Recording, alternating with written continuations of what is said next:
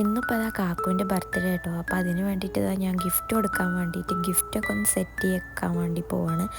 അപ്പോൾ അതാ ഈ ഒരു ബോക്സിൽ ഞാനിതാ ഫസ്റ്റ് തന്നെ ഷർട്ട് വെച്ചിട്ടുണ്ട്. പിന്നെ ഇതാ കുറച്ച് ചോക്ലേറ്റും ആട്ടോ വെക്കണത്.